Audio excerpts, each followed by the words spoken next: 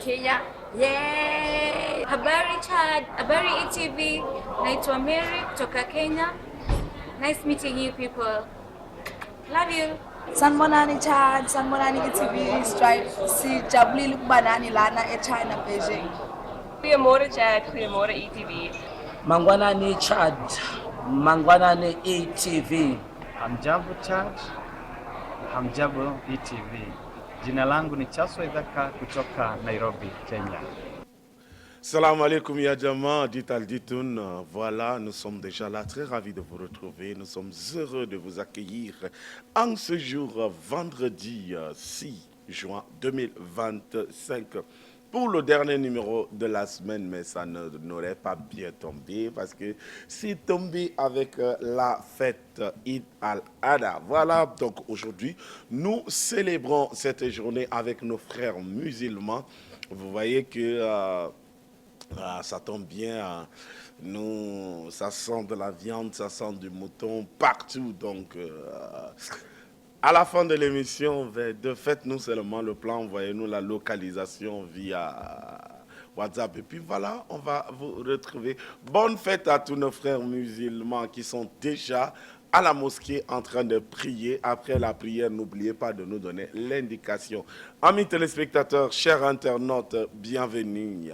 Chers auditeurs de IFM, vous qui nous suivez via la synchronisation de la radio, nous sommes heureux de vous accueillir pour ce numéro de ce jour. Sachez simplement que le bonheur est un état d'esprit. Le bonheur, ça se partage. Le bonheur, ça se crée. Le bonheur, ça s'innove. Alors, innovez votre bonheur. Innovez votre joie autour de vous. Faites du bien. Laissez la joie. Partagez votre sourire. Et puis, la vie ira belle et bien. Nous allons simplement retrouver MH qui va nous chanter Tanie Maradango. MH en feat avec Afrotonix. Ceci n'est pas un chant, c'est une guerre. Alors joins-toi à moi, bien-aimé, afin que nous puissions rapporter la victoire par la louange et l'adoration. Seigneur, je t'adore. Oui, je t'adore. Seigneur, je t'adore. Oui, je t'adore. Et tout le monde adorait le Dieu le Tout-Puissant. Il est dit d'élévation. Tout le monde adorait le Dieu le Tout-Puissant. Il est dit d'élévation. Et l'heure est arrivée, elle est déjà là pour les vrais adorateurs. Ce sont ceux qui adorent en vérité et en esprit qui toucheront le cœur du Père. Lève-le et chante. Seigneur, je t'adore, je te lève, je t'acclame. Seigneur, je t'adore, je te lève. Pour mon mariage, pour mon foyer, pour mon mariage, je te lève. Pour ma nation, pour mon église, pour mon entourage. Dans ta beauté, dans ton éclat, dans ta splendeur, Seigneur. Hey! Arrête-toi d'adorer dans la superficialité. Allons dans les profondeurs de l'adoration, afin que le Seigneur se révèle dans toute sa dimension pour la guérison de nos nations. De gloire en gloire, de gloire en gloire, tu m'amènes, tu m'amènes dans les profondeurs de ton adoration. Tu m'amènes,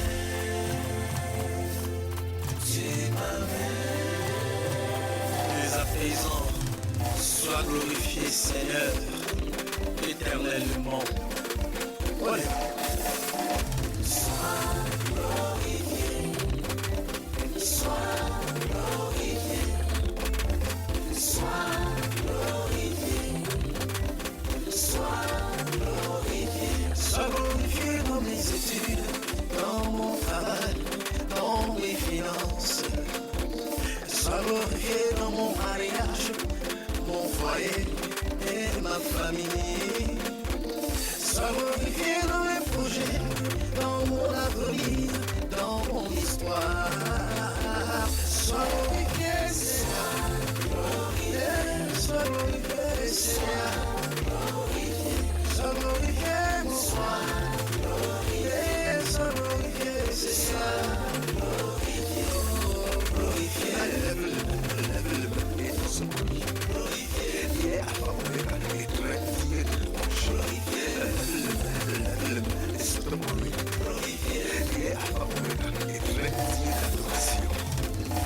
Cette mélodie n'est pas une simple symphonie, c'est une autre dimension.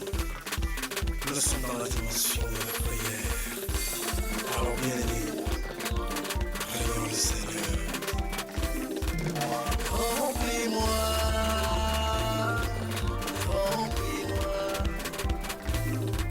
Saint-Esprit de Dieu, remplis-moi, remplis-moi.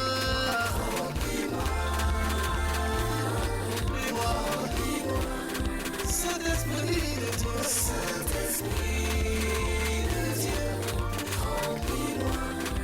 remplis-moi, Seigneur, remplis-moi de ta sagesse, de ton amour, de l'espoir de vie en moi, Seigneur, remplis-moi, de ta puissance, Seigneur. Je veux ton sang pour l'adoration. Ton sang pour l'évangélisation. Remplis-moi, Seigneur. Dis-moi.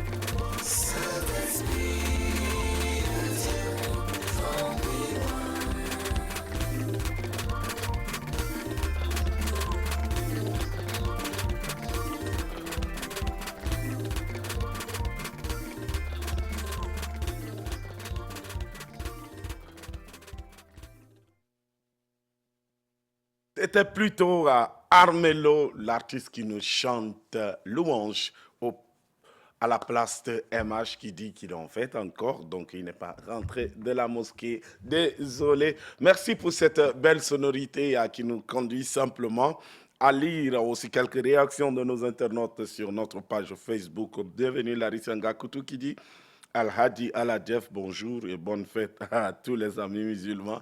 Merci, bonne fête à toi aussi, Larissa. J'espère que tu te rétablis et tu te rétablis vite. Irène qui dit bonjour Jeff, bonne fête sur le plateau. Merci Toumaï, bonne fête à toi aussi.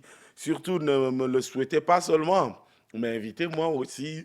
Et puis en m'invitant, n'oubliez pas qu'il y a tout un cortège. Il y a Gina qui est là, il y a Mouga qui est là, il y a Maman Ruth qui est là, etc. Donc, n'oubliez pas de nous inviter à participer aussi à la fête avec vous parce que quand même, nous sommes vos frères. Donc, ne l'oubliez pas. Et aujourd'hui, comme la journée va être longue, la journée de la fête va être très, très longue et surtout que c'est un début de week-end, nous vous convions simplement à faire du sport avant de revenir dans le bien-être.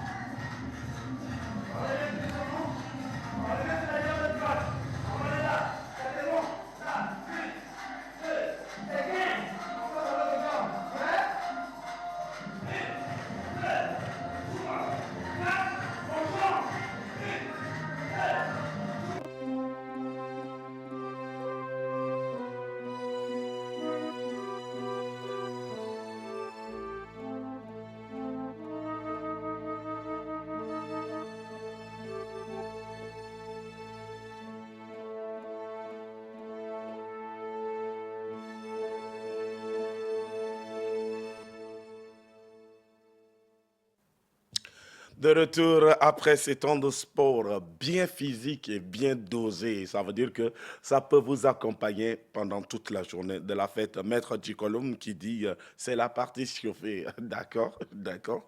Il y a Ruth Mbaye Barum qui dit bonne célébration à tous les frères musulmans du Tchad et du monde entier. Et elle revient, elle dit, certaines personnes vont finir la matinale avant d'aller à la mosquée, d'accord? Et puis voilà, après, elle nous envoie plus de 7 cœurs, voilà, 7, moi je prends 4, j'envoie 3 à Dina et voilà, Moga va se gérer. Cela nous a permis simplement de transiter de tout ça à 7h49 et vous savez tous, chers amis téléspectateurs et internautes, à 7h49, c'est l'heure des informations. Alors, c'est parti pour l'infomatin.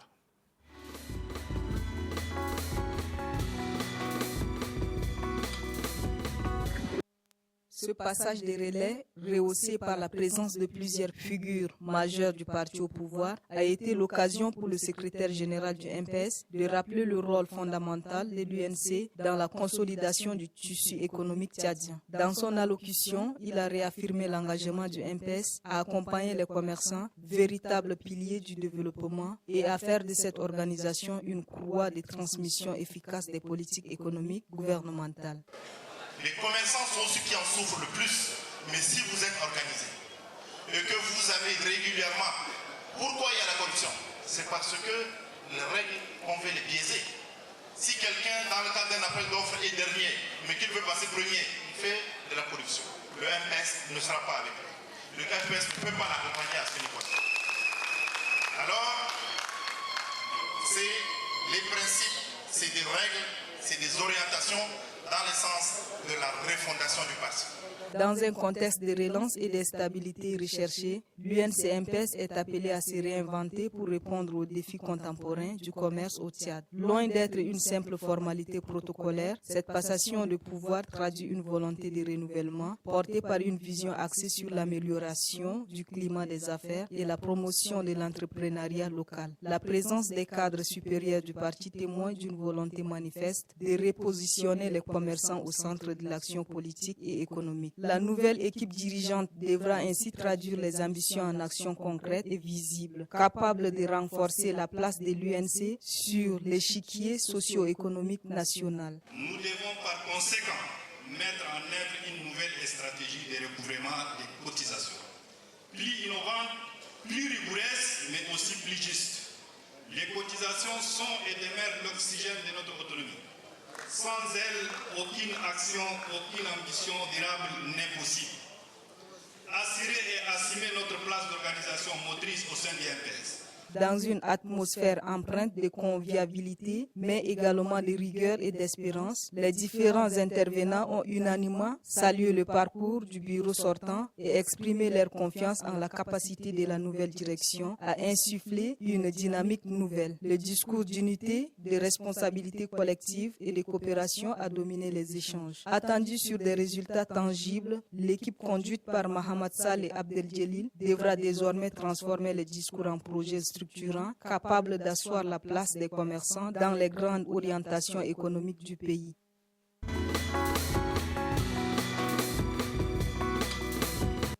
Ce jeudi 4 juin 2025, au marché à Bétaï, à côté de l'ex-hôtel Santana, aujourd'hui direction du ministère du Commerce, on y trouve toute race de moutons. Nonobstant ce flux, les clients se font rares. Cette année, les clients viennent juste pour s'enquérir sur les prix et repartent sur la plante des pieds sans rien en acheter. Confie un vendeur. Visiblement préoccupé par la faible influence, les prix proposés varient entre 35 à 160 000 francs en fonction de la taille et de la race de l'animal. Des tarifs jugés abordables par certains observateurs, surtout au regard des années précédentes. Malgré cela, le marché reste morose. La multiplication des marchés sporadiques un peu partout dans la ville pourrait expliquer cette dispersion des acheteurs. Mais d'autres pointent du doigt la conjoncture économique qui pèse sur le panier de la ménagère. Malgré l'importance religieuse de la Tabaski, alors que la fête du sacrifice est demain. En attendant, les marchés comme celui de Santana gardent un air calme et espèrent avoir encore de la clientèle. مع اقتراب عيد الأضحى المبارك بدأت الحركة التجارية في الأسواق المحلية التشادية وفي العاصمة نجمينا بالتزاحم، حيث امتلأت الأسواق بالمتسوقين من مختلف الفئات. وفي جولة ميدانية لسوق دنبي لاحظنا ارتفاعا وإقبالا للمواطنين على شراء الملابس الجاهزة والأحذية للأطفال بشكل مخصوص والكبار بشكل عام، حيث يسعى أولياء الأمور لادخال الفرحة إلى قلوب أبنائهم. حيث يقول أحد التجار أن الطلب في هذه الأيام أحسن مقارنة بباقي أيام السنة الأخرى، وهذه الفترة تعد موسما مهما لهم. أنا نسر الحمد لله شيء كان يساقوا، لكن أنا السنة الفضة ما زي أنا نسر كوا ما قاسر ما شادير كوا الحمد لله. أنا لهم ده ما مشي أنا الفضة عادل كوا. أنا من صايمين ومباكر لا يتنضيه. والله معنا كويس الحمد لله. هي شيء كان يجهز. لك جينا مرضنا نقول شغل الحمد لله. سودا ماشي 100%. شيء كراهة كما في. سودا نقول الحمد لله الله يجيب لنا خير وعافية. هسه قاعدين كده شيء أتلف كما في. الناس كله قاعدين بالعافية. ما شاء الله يعطينا سوق بس سوقنا الحمد لله شيء أتلف ما في. الحمد لله سنة كله سنة فات كله الحمد لله سنة كله أزيد من سنة فايت سنة كله إننا نيمة كتير زيادة. نيمة في الحمد لله سنة كله الحمد لله سنة فات كله الحمد لله سنة كله الحمد لله. شيء كان أتلف ما في. سوقنا ماشي 100%. هذا وخلال هذه الأيام ومع اقتراب عيد الأضحى المبارك تعمل الجهات الأمنية على تنظيم حركة السير داخل الأسواق وخارجها، حيث تمنع أي تصادمات مرورية أو حوادث داخل السوق. للتذكير تبدو ملامح المواطنين جاهزة لاستقبال عيد الأضحى المبارك، وذلك ما تمت ملاحظته في الأسواق، حيث وجوه تملأها الفرحة رغم التحديات الاقتصادية التي يواجهها المواطنون. تظل هذه المناسبة محطة فرح ينتظرها الناس كل عام، بما تحمله من روح العطاء وصلة الرحم، عبر التأكيد للشعوب الأخرى أن للعيد في تشاد طعما مخصوصا لا يكتمل إلا بالتسوق والاستعدادات الجماعية التي تبهج القلوب والطمأنينة في البيوت.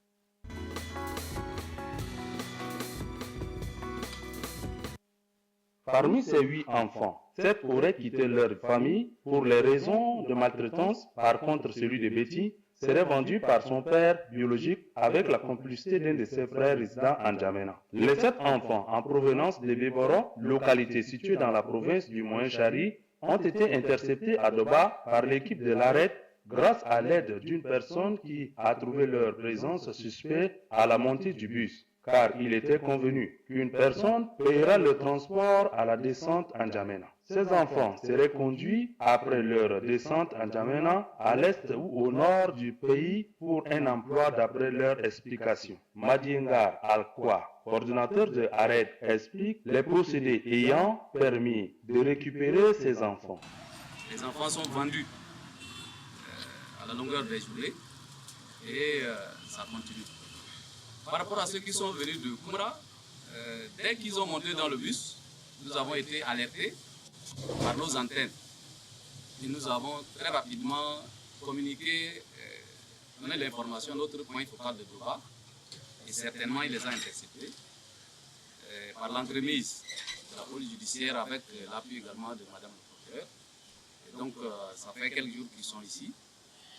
Pour le secrétaire général de la province du Logone oriental, Giradum Gardodjum, représentant le délégué du gouvernement auprès de la province du Logone oriental, il est triste de constater que jusqu'à nos jours, ces pratiques d'autres âges soient pratiquées dans nos communautés. Aussi, toujours d'après lui, ces pratiques existent parce qu'il y a un réseau bien organisé par les individus qu'il faut déceler. Conformément aux lois en vigueur, Madame Nadilom ne collecte Ngaondi Boubaito, procureur de la République, près du tribunal de grande instance de Doba, déclare que ce phénomène est interdit par la loi 12, mais des personnes mal intentionnées continuent de la pratiquer. La traite de personnes est une pratique qui est interdite par la loi, notamment la loi 12 portant lutte contre la traite des personnes. Curieusement, nous nous rendons compte que lorsque nous avons en face de nous ces genres de pratiques ou de situations, la plupart des cas sont plutôt réticents parce qu'ils se disent ne pas connaître la loi interdisant cette pratique. Chaque fois que nous avons ces genres de cas, nous les confions aux associations des droits de l'homme, nous ne les gardons pas ici. C'est pour la toute première fois que nous les avons gardés ici, d'abord pour leur protection et d'abord pour travailler avec eux et leur faire comprendre qu'effectivement, ils sont victimes d'une situation de non-retour. Vous les avez écoutés tout à l'heure. Certains ont dit qu'ils sont en train d'aller pour travailler et qu'ils reviendraient après la saison de pluie. À noter enfin que ces 7 enfants enlevés pour l'esclavage seront pris en charge par Ared et celui qui aurait été vendu par son père regagne ses oncles maternels au village.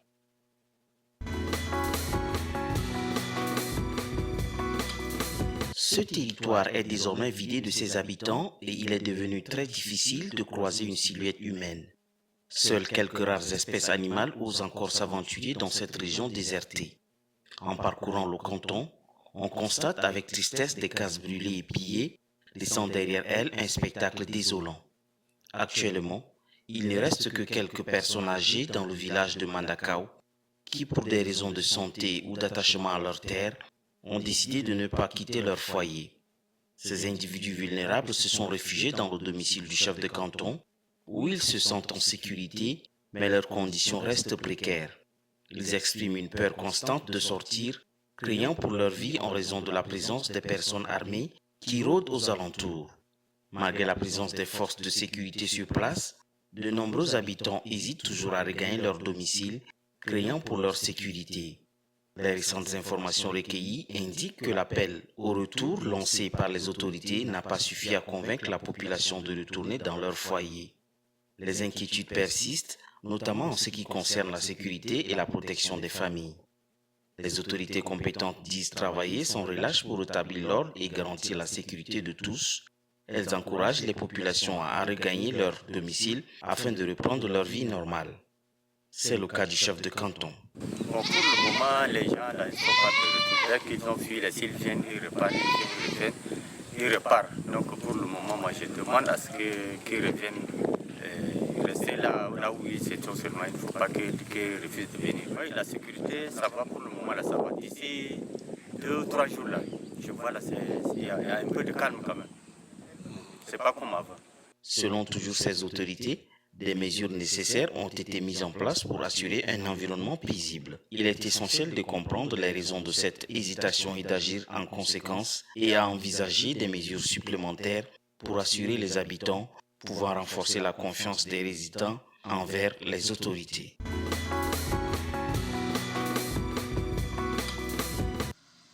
C'est depuis le week-end dernier que les engins de l'entreprise en charge des travaux de bitumage de cette route ronflent à nouveau sur cette voie. On peut voir des bennes transporter des graviers pour les déposer sur la chaussée pour la couche de base. Les ouvriers, eux, s'occupent des bordures. Interrogés, quelques usagers ne cachent pas leur satisfaction. Par la même occasion, ils émettent le souhait de voir les travaux continuer sans arrêt. Nous espérons vraiment que cela ne s'arrête pas. Parce qu'on dit tout ce qui arrive à l'Aïe ne dure pas. Et pour moi, je nourris toujours mon espoir comme quoi cette route aura lieu. Mais nous appelons sincèrement la société, n'est-ce pas, CGCOP, à se donner, et se donner du paquet pour que cette route puisse avoir lieu. Nous, on attend, mais notre souhait est qu'il continue comme ça jusqu'à dimanche pour nous permettre, même s'ils veulent mettre les graviers là comme ça, pour nous permettre de circuler un peu pendant cette période de pluie où nous serons bientôt fermés. Si les acteurs politiques de la localité eux-mêmes, s'ils s'impliquent dans la chose, là, la route sera réalisée. Mais du moment où chacun croise les bras, il regarde, même si nous allons rester 100 ans, cette route ne sera même pas réalisée. Le chef du personnel de l'entreprise en charge des travaux que nous avons interrogé confirme que cette voie Djouman-Laye ne sera pas totalement bitumée cette année. Néanmoins, ils donneront le meilleur d'eux-mêmes pour faire le minimum en attendant les dernières instructions. Nous, on compte beaucoup plus sur le carburant. C'est-à-dire ce qu'on a, on est en train de gérer. Mais maintenant, il y a également la saison de pluie qui doit jouer sur ce truc-là. Parce qu'il y a les intempéries. Si aujourd'hui il pleut, peut-être 2-3 jours, on ne peut pas travailler à l'attendant que la route devienne sec. Parce que le travail de bitumage, là, c'est un travail très sérieux et ça prend du temps. Donc, qui va lentement, pas sûrement. Et c'est comme ça on tient avec l'équipe. Je pense qu'on va s'arrêter là où il faut s'arrêter. On souhaite quand même continuer très loin. Mais jusqu'à Djouman, ce n'est pas possible parce qu'il y a la saison de pluie qui doit gérer également. Jouer beaucoup sur le travail. Là où passe la route, passe le développement, dit un adage populaire. Avec cette reprise des travaux de cette route longue de plus de 80 km en chantier depuis plus de 10 ans, nous espérons que la province de la Tandjili amorce enfin le dernier virage pour son développement.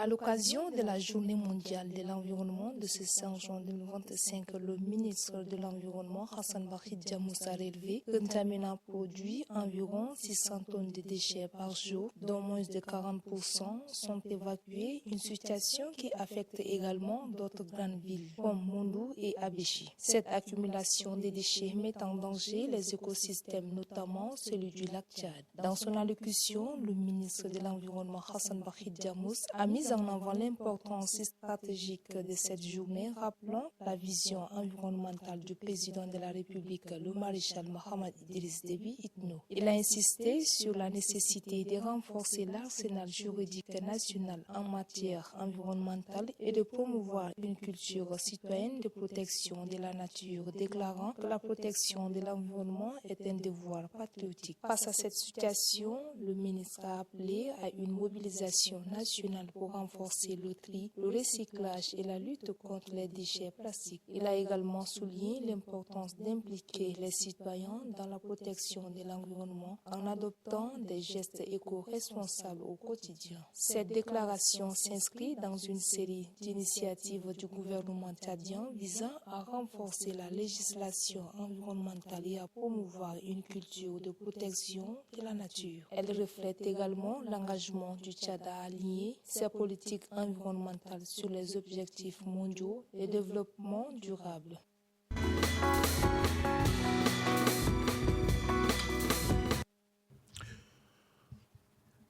Merci pour ce temps d'information qui nous permet de recevoir sur le plateau notre premier invité, notre chroniqueuse. Vous connaissez les vendredis, c'est voilà, Mama Iya alias Nem. Sidonie, bonjour. Bonjour. Bienvenue. Merci. Ça va? Ça va bien. La fête s'annonce bien? Bien habillée. C'est quoi le secret? C'est la fête ou bien il y a quelque chose que on n'est pas au courant? Bon, on accompagne nos frères musulmans à bien fêter, quoi. D'accord. À continuer à les accompagner à bien fêter, fête comme Sidonie. Accompagner les frères musulmans à bien fêter, c'est aussi leur partager la joie, mais partager aussi ce moment si important dans leur marche, dans leur foi, est important. Nous avons quelques réactions. Adelph Ngakutu qui dit la fête c'est aujourd'hui, après il revient, il dit bonne fête aux frères musulmans et je te dis merci par leur voix. Il y a Vidal Ndolebe Ngarade alias Prince Vidalo qui dit Al-Hadi Al-Adjef. Merci voisin, c'est pas grave. Adelph Ngakutu qui dit il matin. Ok, ça je pense que la direction de programme va prendre et sera. Merci. Aujourd'hui avec Sidonie, aujourd'hui nous allons parler de l'intelligence artificielle dans la recherche de l'emploi. Oui. D'accord, ça c'est intéressant. Nous allons parler de l'intelligence artificielle dans la recherche d'emploi qui transforme profondément la recherche d'emploi. D'accord. Parce que cette technologie permet la rapidité et l'efficacité dans la rédaction des lettres de motivation ainsi que les algorithmes de tri de CV qui permettent aux jeunes diplômés de rechercher les emplois. Mais derrière cette modernisation se cachent des biais d'exclusion ainsi que la dépendance technologique qui s'en croit aussi. Donc, l'intelligence artificielle facilite plutôt les recherches par rapport à moi, par exemple, qui suis à Tron. Je ramasse mes documents, je commence à marcher de bureau en bureau, d'entreprise en entreprise, et pourtant je peux m'asseoir chez moi et via l'intelligence artificielle. Je ne comprends pas ça. Vous pouvez bien rester chez vous, faire vos dossiers. Il y a des applications qui peuvent vous permettre d'établir un CV, même rédiger des lettres de motivation et postuler même en ligne pour des offres d'emploi international. D'accord. Et déjà là, l'IA offre la qualité de la candidature, telle que la rédaction des lettres de motivation ainsi que les CV fait à ce que certains jeunes diplômés optimisent des stages, voire même des emplois dans l'international. Ok. Nous parlons de l'intelligence artificielle dans la recherche de l'emploi avec Maman IA.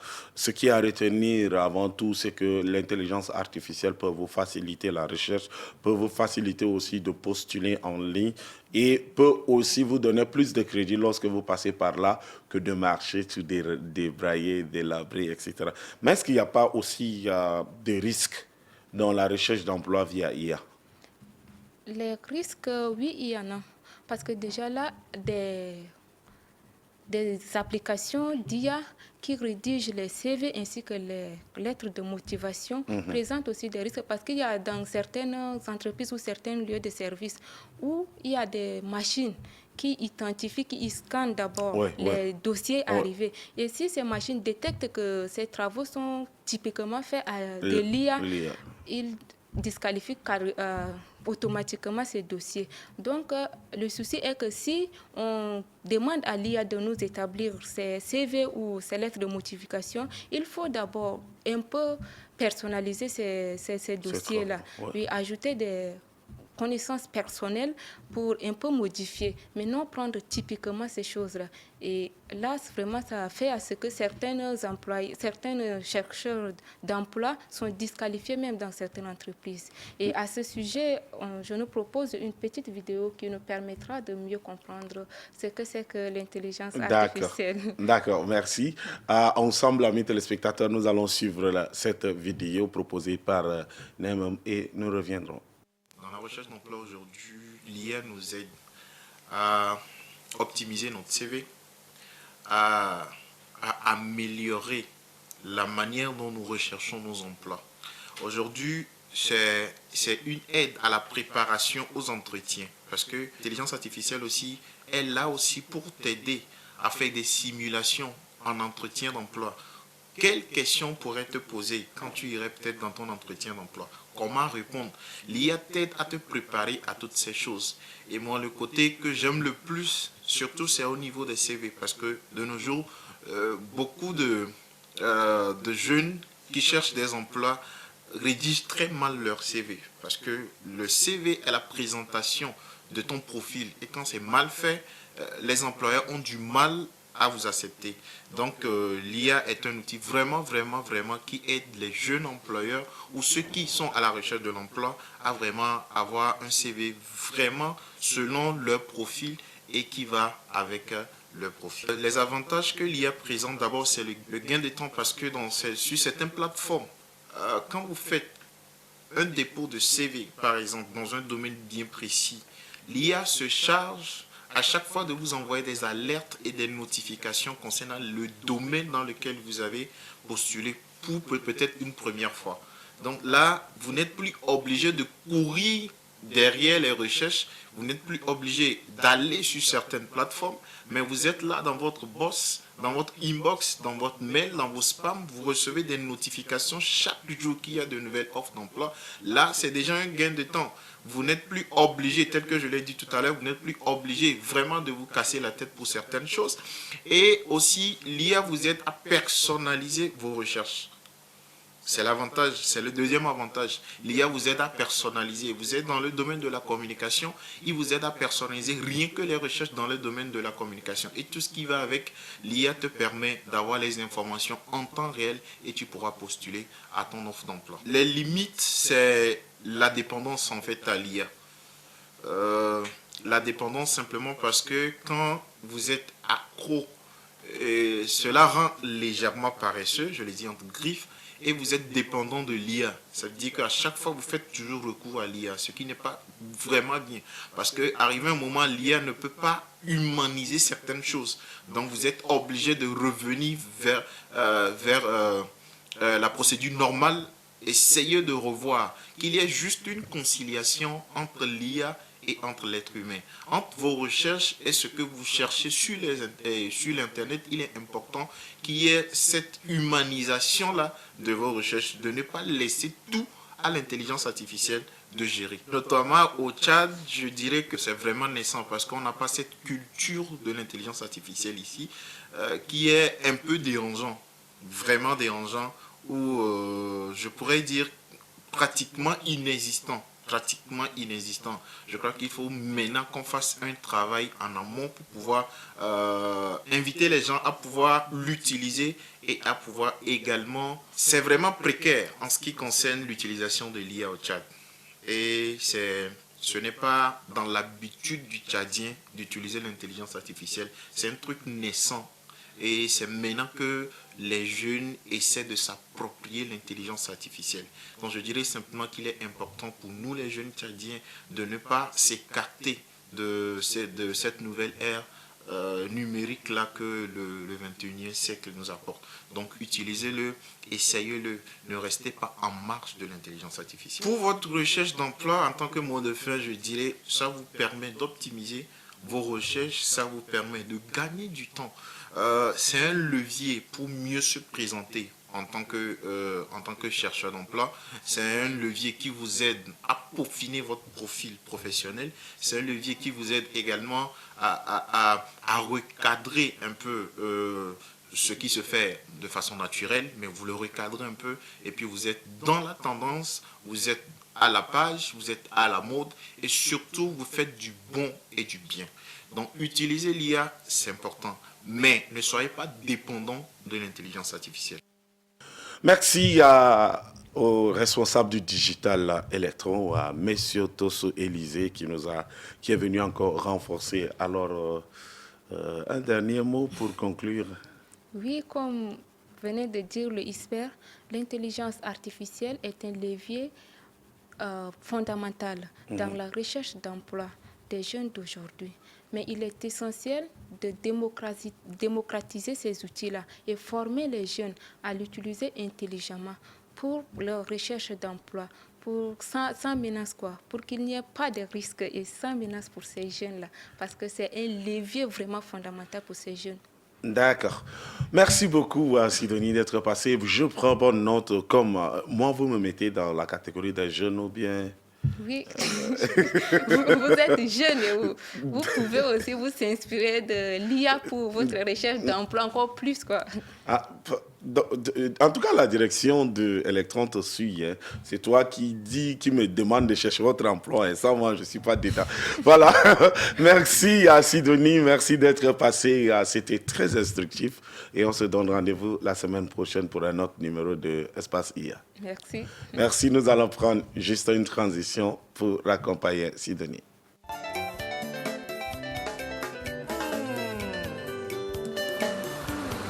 Unissons-nous ensemble, la main dans la main, le Tchadien. Je réglemente la circulation pour que tout le monde aille normalement, sans incident. Je suis fier de mon travail et c'est pourquoi la majorité des Tchadiens me connaissent et ils sont contents quand ils me voient réglementer la circulation. Je suis fier d'être Tchadien. On ne vous sent pas. Allez, on y va, on chope l'ambiance, c'est la finale là.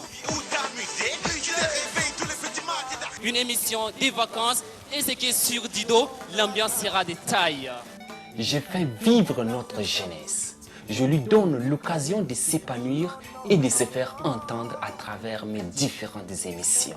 Je suis un animateur télé pour la jeunesse. Je travaille chaque jour avec courage pour le développement de ma nation. Je suis fier d'être Tchadien. Il nous faut la paix, peuple tchadien.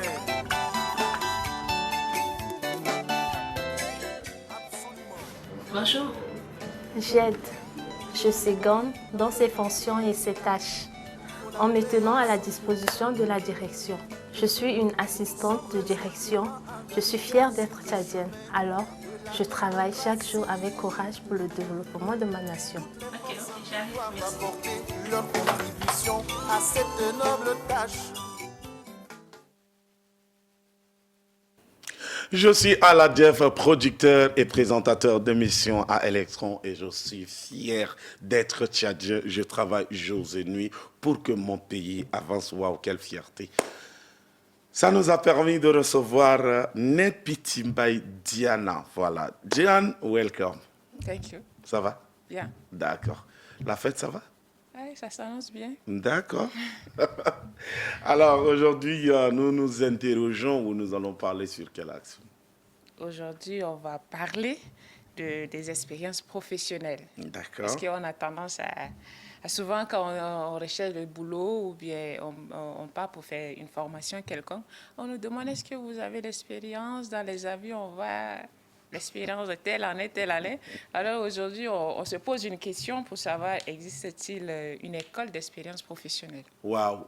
Existe-t-il une école d'expérience professionnelle, que ce soit au Tchad ou dans le monde? Ça, c'est une belle question.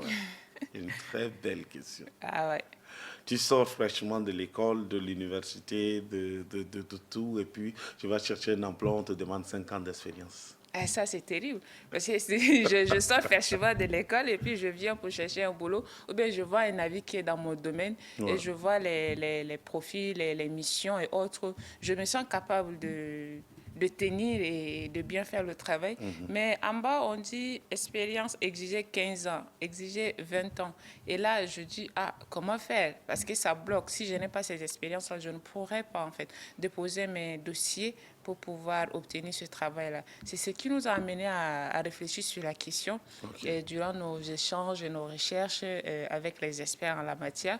Et bon, on a conclu que vraiment, il n'y a pas une école d'expérience professionnelle en tant que telle, mais il y a des choses qu'on peut faire pour pouvoir optimiser ses chances, même si on va 15 ans d'expérience, que cela ne nous frisse pas, que cela ne nous étonne pas, mais qu'on peut faire des petites choses qui peuvent nous aider à pouvoir postuler, en fait.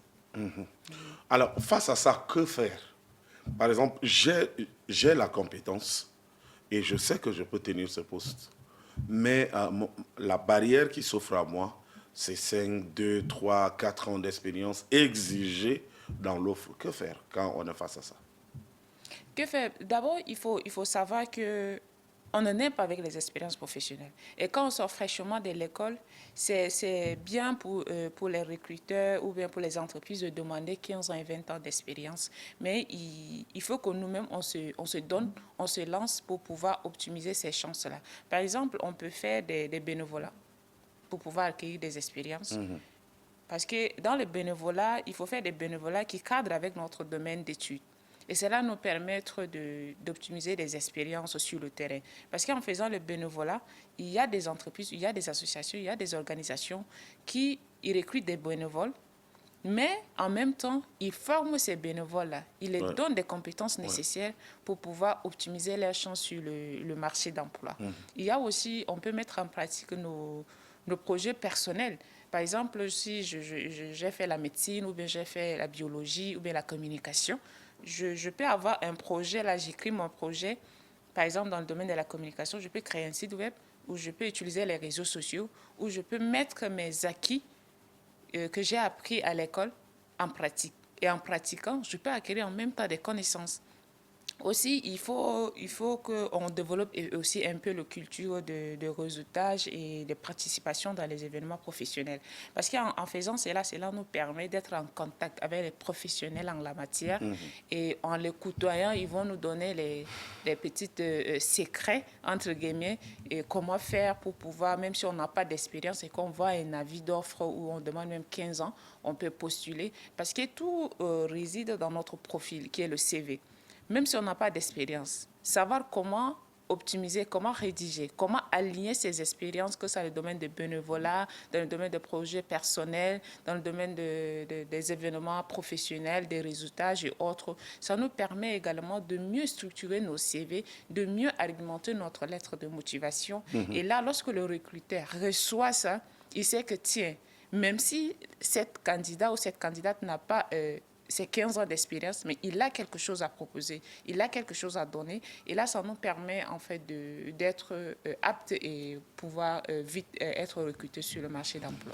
D'accord, c'est simplement être en réseautage, mais aussi être en contact avec les spécialistes dans le domaine pour avoir des astuces, pour avoir des éléments, mais aussi pour être connecté. Hein. C'est important pour être connecté. C'est là. simplement te permettra d'affronter, même si tu n'as pas 5 ans d'expérience, en échangeant, en parlant, en courtoyant les spécialistes en la matière. Tu vois que tu as la possibilité de postuler et de faire comprendre à ceux-là qui demandent 5-10 ans d'expérience que même si ce n'est pas sur le terrain, tu possèdes de l'expérience. Mais est-ce que ce n'est pas aussi, peut-être une dernière question, est-ce que ce n'est pas aussi un peu une manière de dire qu'on n'a pas besoin de la jeunesse en faisant ça? Non, ce n'est pas autant dire qu'on n'a pas besoin de la jeunesse en faisant ça. C'est juste que, tu sais, les entreprises et les organisations, ce sont des... On ouvre ça, c'est parce qu'on veut gagner un retour. On ne peut pas prendre quelqu'un qui n'a pas d'expérience, quelqu'un qui n'a pas de connaissances profondes de notre structure, de la domaine, et puis venir et nous gâcher le marché. C'est donnant-donnant, en fait. Tu nous donnes quelque chose et on te donne quelque chose en retour. C'est ça le fonctionnement des entreprises. Et là, si la personne n'est pas capable de tenir ce poste, on a un peu peur. Mais il faut aussi se dire que ce n'est pas le nombre des années passées dans un domaine précis qui permet à la personne d'avoir des expériences qu'il le faut, des capacités qu'il faut tenir. Mais la plupart confondent à ça. Ils vont te dire, j'ai fait 15 ans dans ce domaine, j'ai fait 10 ans. Et toi qui viens d'arriver, peut-être que tu dis, j'ai fait 2 ans, 3 ans. Peut-être en 2 ans, tu as mieux assimilé le poste que celui qui a fait 15 ans. Mais on préfère prendre celui qui a fait 15 ans que celui qui a fait 2 ans. On dit souvent que l'expérience, ça s'acquiert. Mais même si la personne est là, la personne a mis des années. Mais si la personne ne se cultive pas, la personne ne se donne pas, la personne ne peut pas faire ce travail-là comme il le faut. Mais ce jeune-là qui arrive fraîchement, même s'il a juste 1 an d'expérience en faisant des stages ou des bénévolats quelque part, il peut venir, mais se donner mieux. Parce qu'il est à la recherche de l'emploi, il va mieux s'investir et mieux faire le travail que la personne qui est déjà là, qui a 15 ans ou 20 ans d'expérience, mais qui s'en fout, il vient juste les papiers ici. Et généralement même, ces personnes-là viennent, ils cherchent toujours des assistants. Et ces assistants-là, ce sont des qui? Ce sont effectivement ces jeunes qu'on les recrute. Et c'est ces jeunes-là qui font plus le travail que ceux qu'on recrute pour le poste. Ouais. Alors, en conclusion, il n'existe pas une école d'expérience professionnelle. Il faut simplement apprendre, il faut simplement travailler, et puis ça arrive. Ce serait tout, Diana? Ça serait tout pour aujourd'hui, et espérons nous revoir très bientôt pour un autre sujet. Très bientôt pour un autre sujet. N'ayez pas peur lorsque vous voyez dans une offre d'emploi qu'on demande 5 ans d'expérience. Foncez et vous allez voir que ce n'est pas ça qui sera votre limite. Merci beaucoup. Nous allons prendre une autre transition. Question de recevoir un autre invité.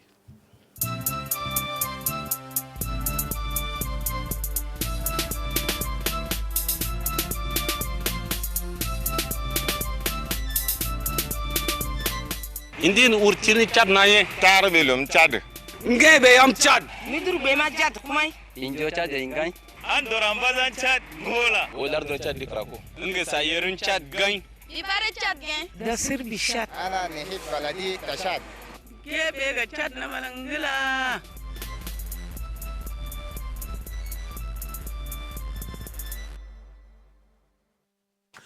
Un big up à Bessaridje Ndirabe qui nous regarde, comme Laurence Lanitom aussi qui nous regarde, et nous vous souhaitons bonne fête. Cela nous a permis de recevoir sur le plateau ici Monsieur Miandé Ledjonadij. Voilà, il est expert en sécurité alimentaire. Lui, il est là avec nous aujourd'hui encore. Et avec lui, nous parlons toujours de tout ce qui est agriculture, prévention. Et comme le disait quelqu'un, on l'appelle affectueusement le digne paysan. Il est là avec nous. Bienvenue. Merci. Bonjour, M. Aladjef. Bonjour aux téléspectateurs à qui je souhaite une très bonne fête de Tabaski. Merci. Après que vous ayez fait un peu le tour dans le chat profond, nous n'avons pas eu l'opportunité de nous retrouver, vous et moi, sur le plateau. Irène en a bénéficié, les autres en ont bénéficié. Nous voici ensemble. D'accord. Nous voici ensemble. En tout cas, c'est une joie de vous retrouver encore sur le plateau pour instruire, mais aussi pour éclairer la lanterne de nos téléspectateurs et nos internautes qui sont accrochés. Merci, le plaisir est partagé. Nous le faisons avec beaucoup d'amour pour le Tchad. Yes. Donc, nous allons parler aujourd'hui... Même bien qu'on nous interdit d'aller aux États-Unis, on continue à rester au Tchad et on va repartir. Nos États-Unis, c'est nos villages, nos campagnes, on repart labourer et puis c'est pas grave. Faisons du Tchad une autre puissance qui va attirer les autres aussi. Voilà. Donc, en fait, nous allons parler de la volatilité des prix, et ses causes, ses conséquences et les options de gestion, ou bien les mesures d'atténuation de la volatilité. OK. Donc, parmi les causes, il faut penser aux facteurs sous-jacents.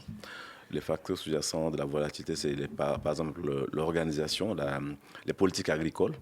Depuis pratiquement plus de 2 décennies, il y a eu des réformes de politique au niveau du secteur agricole.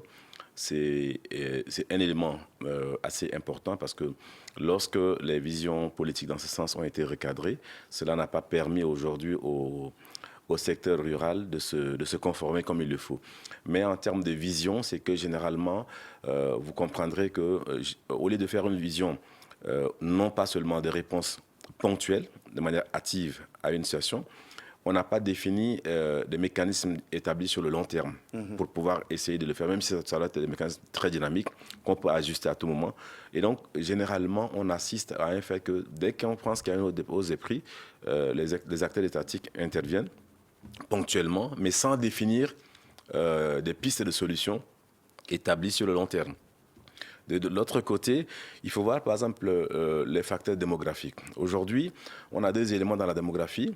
Il y a la croissance démographique elle-même, mais il y a une tendance à l'urbanisation qui fait que de plus en plus, aussi bien les besoins de consommation ont explosé, donc la demande continue par croître, et aussi bien l'urbanisation qui fait que la plupart des villages ou bien des espaces agricoles ou bien agro-pastoraux deviennent de plus en plus maintenant, entre guillemets, des villes. Donc aujourd'hui, avec l'explosion démographique, personne n'est épargné, même le Tchad est en train de le vivre. Donc il y a beaucoup de facteurs dans ce sens-là qui viennent faire une incidence dans le cadre de la production. Il y a une question d'organisation du secteur agricole, je reviens là de ce côté. Par exemple, la mise en commun des acteurs tels que les coopératives, qui permettent de pouvoir concentrer les productions, de gérer de sorte que les ventes puissent être coordonnées.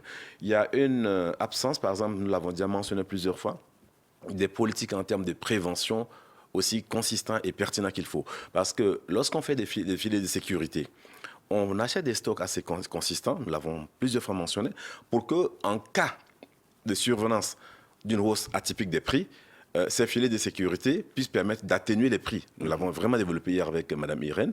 Nous pensons aussi qu'en réalité, nous devons prendre en compte la question des changements climatiques aujourd'hui. Ce sont les risques climatiques là qu'il faut maintenant intégrer comme un risque évident avec lesquels les producteurs doivent s'habituer sous la conduite des acteurs aussi bien étatiques que des partenaires qui appuient. Certes, des efforts sont faits, mais ils ne sont pas vraiment probants avec les résultats qu'il faut. Parce qu'aujourd'hui, l'agriculture tchadienne est hasardeuse. J'entends parler de l'agriculture au sens large, donc l'agriculture et l'élevage à la fois. Donc nous avons des risques assez importants dans le cadre de la production agricole. Nous avons aussi des risques qui affectent le secteur pastoral, qui fait qu'aujourd'hui, la production, elle est hasardeuse. Et là, ça s'ajoute directement sur le marché. Donc, on assiste réellement à une volatilité avec à des hausses de prix qui parfois atteignent des niveaux atypiques et qui privent aussi bien les consommateurs d'un certain nombre de l'accès à un certain nombre de produits alimentaires que parfois aussi, même les producteurs n'arrivent pas à rentabiliser leurs investissements. Maintenant, dans les impacts. Les impacts, c'est par exemple sur la sécurité alimentaire, sur par exemple la question par exemple des finances publiques. Vous voyez que lorsqu'on produit, pratiquement, prenons par exemple le cas du secteur de l'élevage. Si le Tchad exporte des animaux avec un bon embonpoint, vous avez vu que ça rapporte de l'argent, même si plusieurs fois nous avons dit que l'exportation sur pied est une perte pour l'État tchadien. Mais si on exporte des animaux en très bon état, avec une qualité en termes de l'état sanitaire qui est très compétitif, l'état zoosanitaire permettra à ce qu'on puisse rentabiliser également ces exportations. Dans le secteur agricole, pour les productions végétales, vous allez vous rendre compte qu'il y a des produits que le Tchad exporte. Le sésame, par exemple, aujourd'hui est à la une dans tout le pays. Si aujourd'hui, les producteurs sont organisés, sont bien structurés, ils peuvent jouer également avec leur pouvoir de production sur la fixation des prix. Et là, c'est eux qui auront en fait à gagner de ce qu'il y a comme investissement. Maintenant, l'accès, par exemple, au crédit pour les producteurs ruraux au Tchad, ça pose problème. Donc, est-ce qu'il y a des mécanismes qui peuvent rapidement permettre aux producteurs, parce que moi, en tant que paysan, quand je vais dans une banque pour demander un crédit, on me regarde du haut en bas avec mon accoutrement et du coup, même parfois, on me répond, c'est très difficile. Est-ce qu'on peut aujourd'hui considérer le paysan que nous sommes pour qu'aujourd'hui, il soit considéré non pas seulement comme un rural contre trop sale, mais quelqu'un qui aujourd'hui est un acteur économique à qui on peut faire confiance.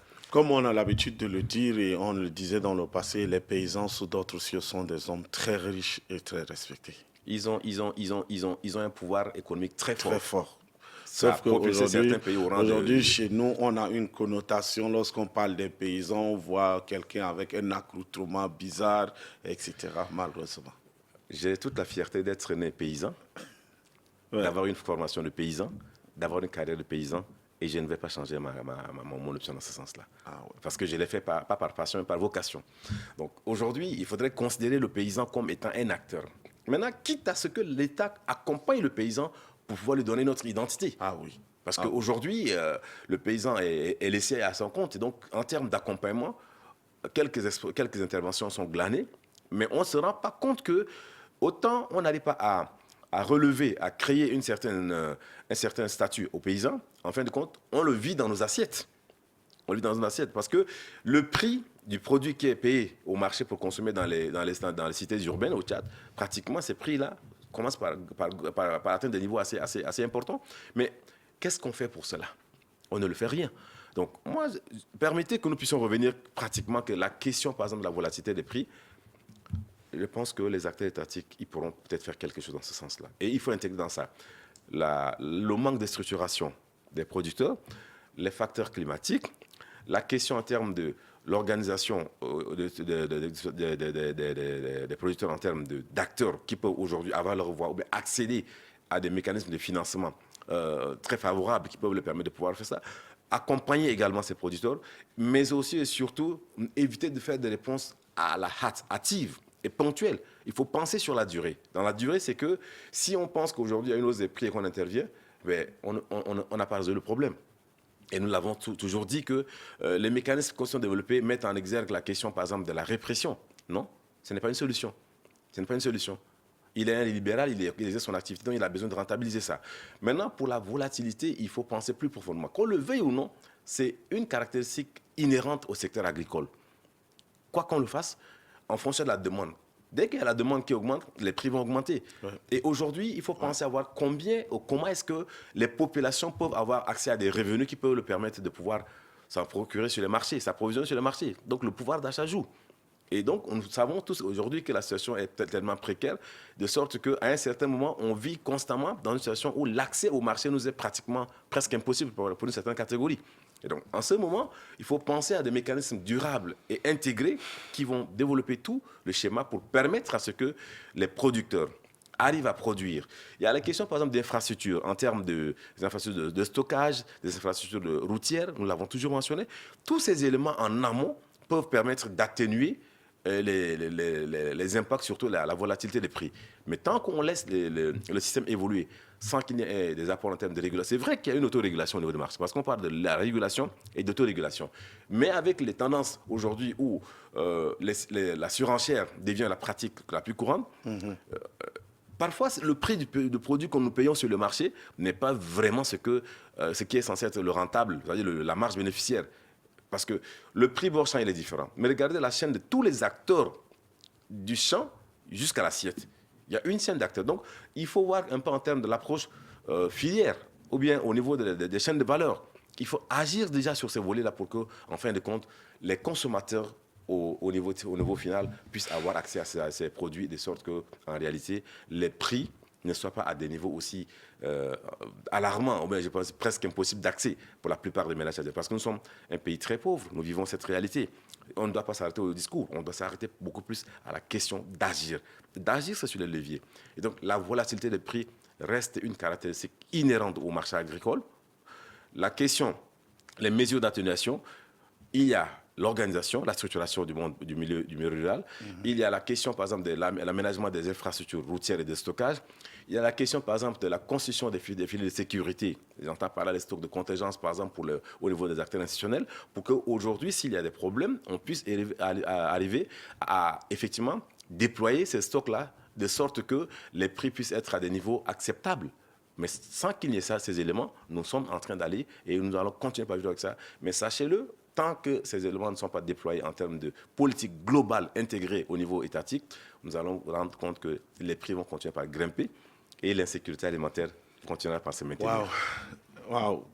Alors, l'État est interpellé à s'investir, mais d'une manière vraiment, d'une manière probante, mais aussi d'une manière très forte, parce que notre société dandine déjà dans ce sens de la précarité sociale, et si l'inflammation, les prix vont encore augmenter, ça va être difficile pour les ménages d'avoir même un seul repas par jour. Alors, l'État est interpellé.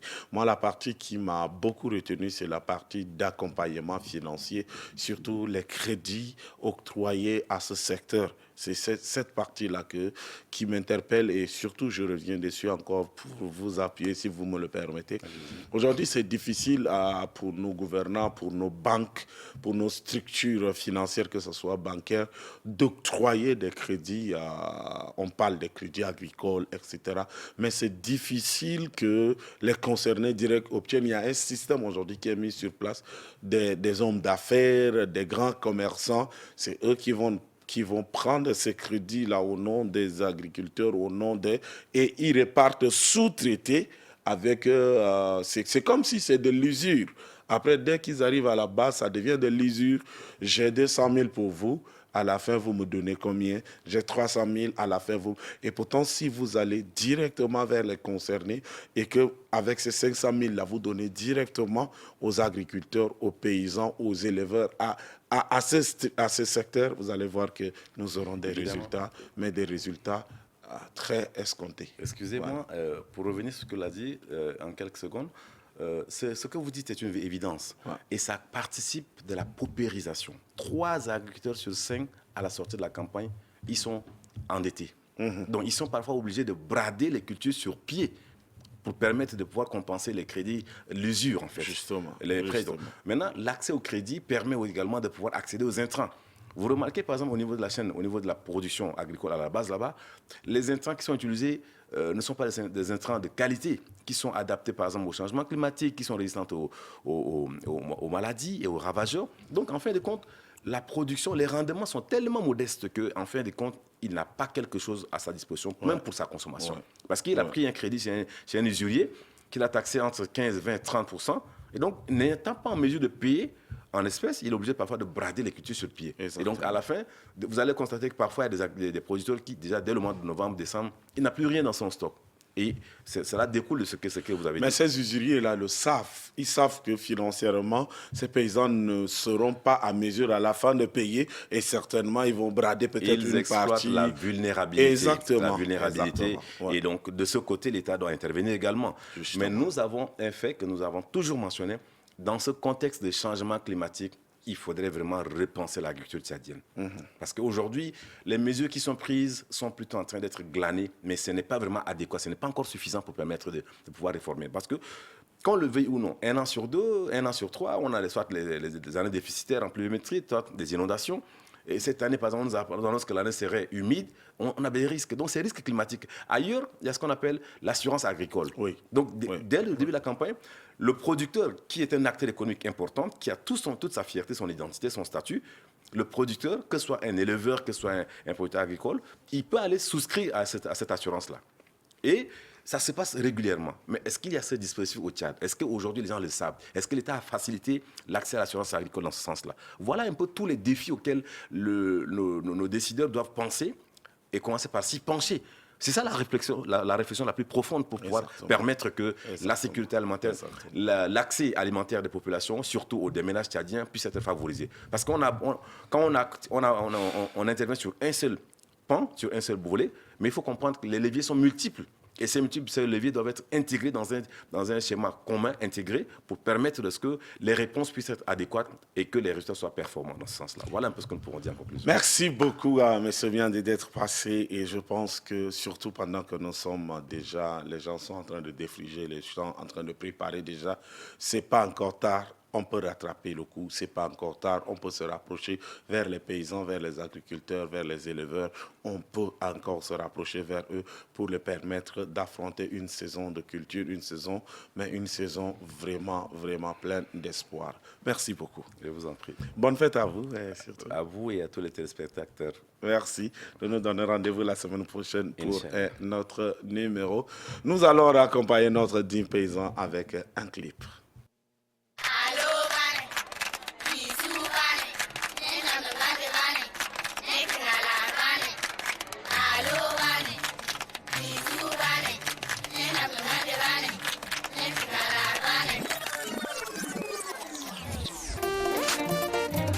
DJ Rocky, la citadelle.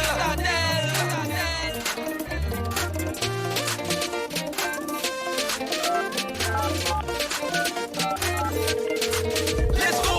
Allo bane, allo bisu bane, bisu namle manjo bane, ngalar bane, allo bane, chérie bisu bane, namle manjo bane, welele ngalar bane.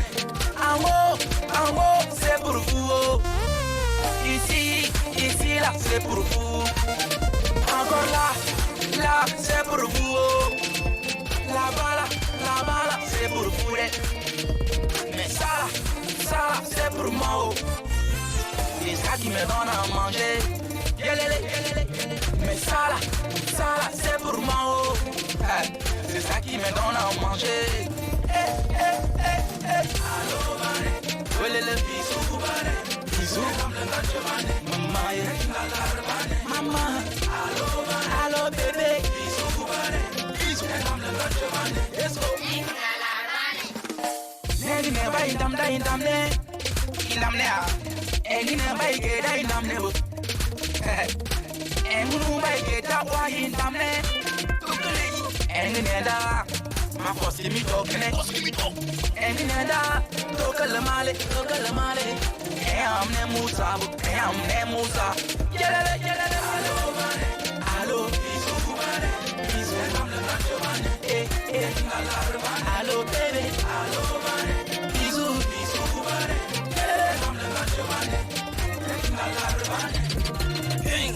j'étais au bar Eclipse avec Rocky la citadelle. Imami Wata arrive en marchant chilam. Elle est jolie, formatée, naturelle, sa beauté m'a troublé, elle m'a contrôlé. Je voulais la laler, je voulais de l'aller. Parce que j'aime pas, y'a qu'à l'emboya galé, mais qu'à l'emboya down. Est-ce que mon co bico, lisa bico moko, à tout le monde comme l'encali, vite moi pour mon mauvais vato, vite moi pour mon mauvais vato, vite moi pour un shit, mon bon dica. Allo, bisou bane, bisou, allo bane, chérie, bisou bane, ngalar bane.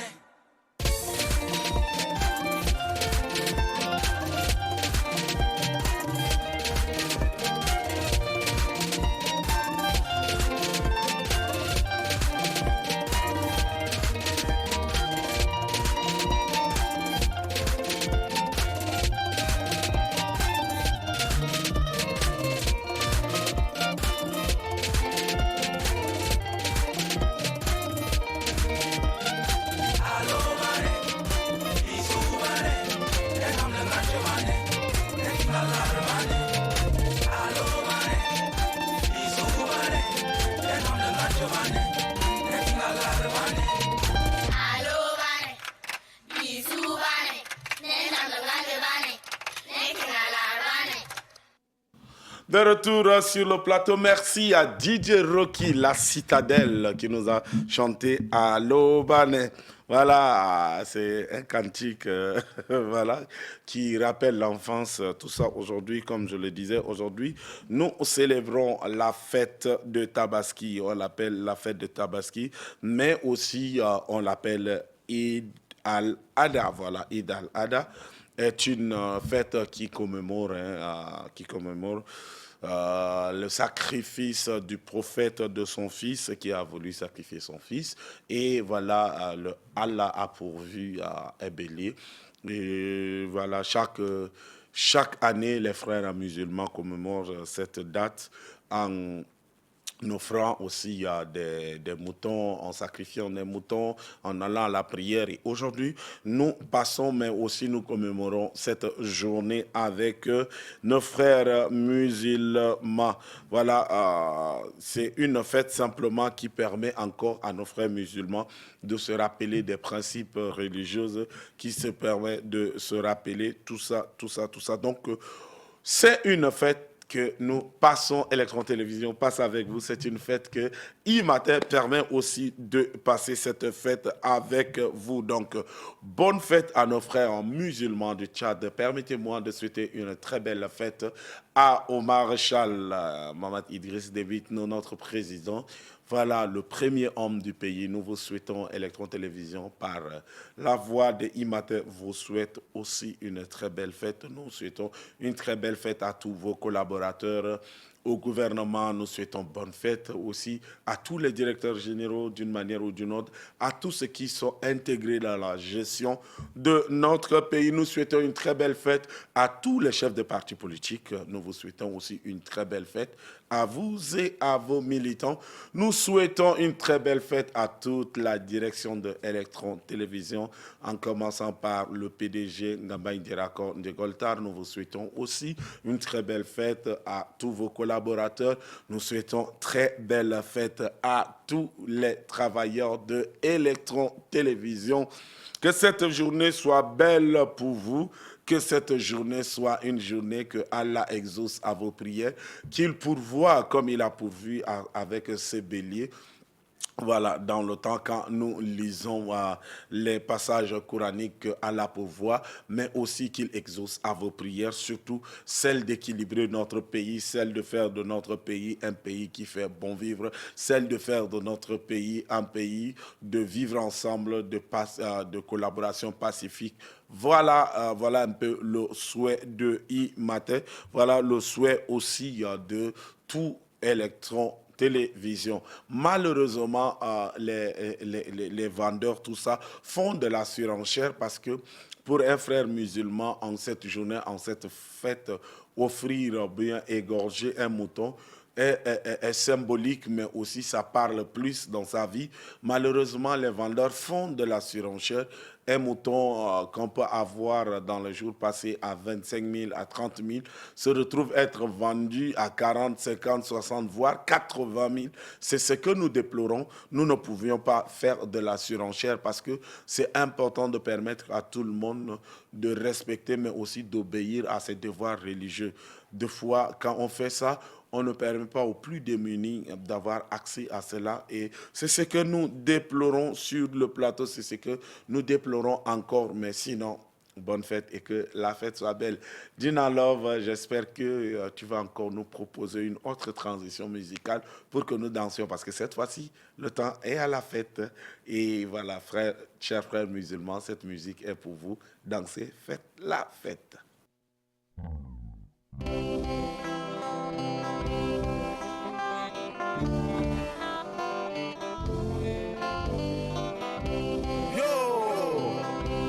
Tegeto, please.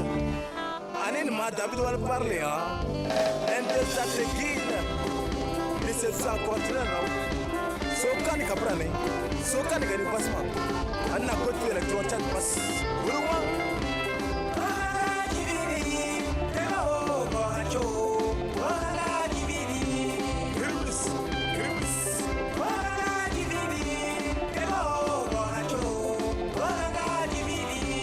L'enfant noir de Canal Plus.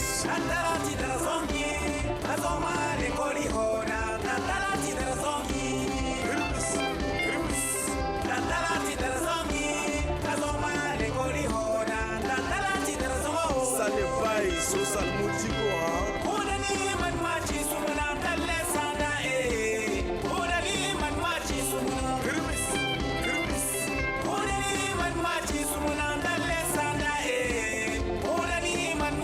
Nathan de Taverne.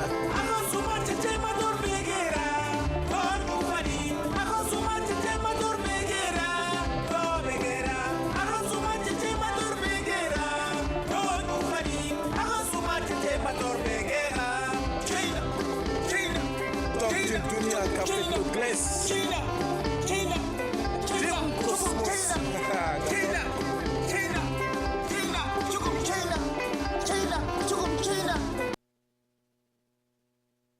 Sur le plateau, merci Miganodi Dina Love, merci à Warpal et David et à Ndeza qui nous ont permis de faire la fête.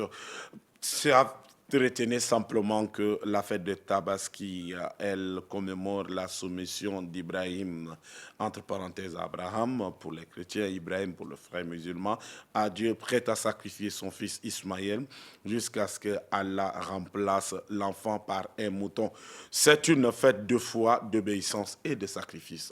Ce qu'il faut retenir, c'est une fête de foi, d'obéissance, mais surtout de sacrifice.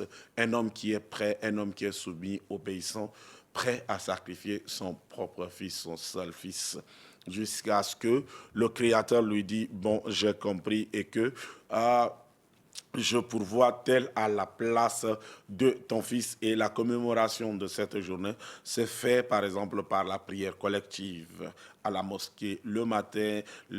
On sacrifie un animal, mouton, bœuf, chèvre, mais la plupart chez nous, ça se passe avec un mouton par les fidèles qui ont les moyens. Ils partagent aussi la viande qui a été sacrifiée autour d'eux, avec les voisins, avec la famille. Des fois, ils préparent en un grand nombre, ils invitent les voisins, la famille, ils invitent tout le monde à venir manger avec vous. C'est aussi un moment de convivialité, repas en famille, visite, des dons. Donc, bref, c'est ce qu'il faut retenir de cette fête de Tabaski. Mais je reprends encore, la fête de Tabaski est une fête de foi, d'obéissance et de sacrifice. Alors, si tu penses que tu ne vis pas la foi, si tu n'es pas obéissant à Allah, si tu ne fais pas de sacrifice, je ne pense pas que tu vas te mettre sur la ligne de ceux qui fêtent la Tabaski, parce qu'il y a des gens au nom de l'islam, qui ne vont jamais à la mosquée, qui ne font pas les 5 prières par jour, qui ne sont pas obéissants à Allah, qui n'ont pas la foi à Allah, mais ils disent qu'ils sont musulmans, et puis voilà, le jour de Tabaski, ils font tout pour acheter un mouton, égorger, distribuer aux gens. Ben, c'est pas ça la fête de la Tabaski. La fête de la Tabaski, c'est pour ceux qui sont obéissants à Allah, ceux qui vivent la foi à Allah et ceux qui font aussi de sacrifices. On dit que c'est une fête de convivialité, le repas en famille, les dons, etc. Alors, est-ce que tu te retrouves dans tout cela? Est-ce que tu te sens concerné? Est-ce que tu vis cela? Parce que c'est en vivant cela simplement que tu peux dire que tu fêtes la Tabaski. Bonne fête de Tabaski à tous les frères musulmans. Comme je l'ai dit, bon, nous concluons déjà l'émission, donc nous sommes disposés. L'émission, la prière même est finie, hein, donc vous pouvez nous appeler et l'équipe voilà, dirigée par Miganodi Dina Love, à côté de lui Mugabe Bogel et puis notre régisseuse Madame Baïdene Mbaïbar Mourut qui est disponible. Nous allons faire un tour chez vous et puis voilà, la convivialité, nous allons continuer, nous allons la vivre ensemble. La journée va être longue, la fête va être belle, mais n'oubliez pas que la vie est un défi et il faut lui faire face. La vie est un défi et il faut lui faire face. Nous souhaitons une belle fête à tous nos frères musulmans du Tchad et d'ailleurs. Et puis ne quittez pas, restez connectés sur les programmes de Electron. Au revoir.